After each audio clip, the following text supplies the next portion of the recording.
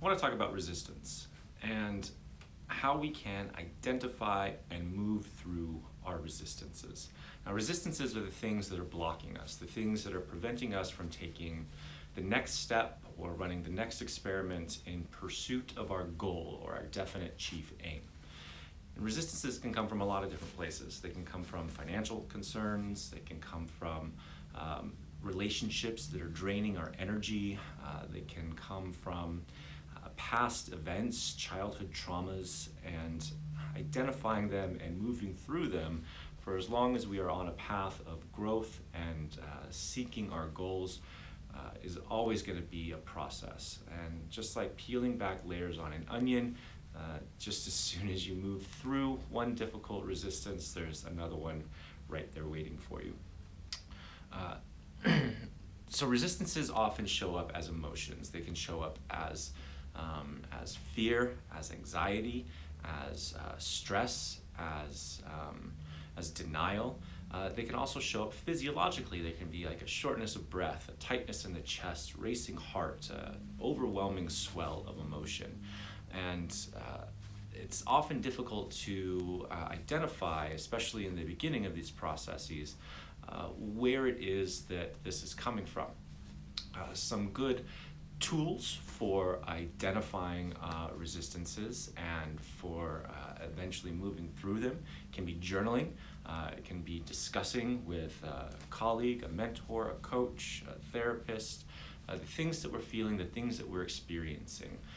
We can think about, talk about, write about other times that we remember feeling the same way. And through this process, we can often start to connect the dots and think about what is that driving factor, or what is that thing that is making up our resistance. And once we have it identified, then we can start the process of moving through it, of processing it. Now, in my experience, sometimes the best way to actually move through a resistance is just to be uncomfortable and to go for the thing anyways, to take the step anyways, to run the experiment anyways, even though we are experiencing those emotions and those physiological responses.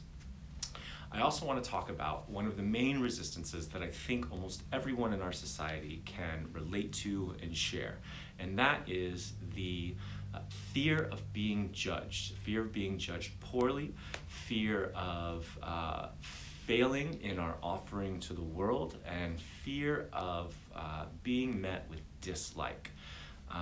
Nobody likes to be disliked, and in our modern technologically connected world, there's certainly no shortage of people out there who are ready, willing, and able to dislike us.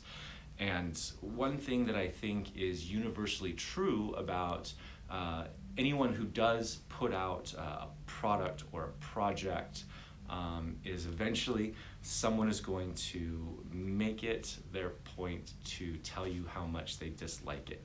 It's just inevitable.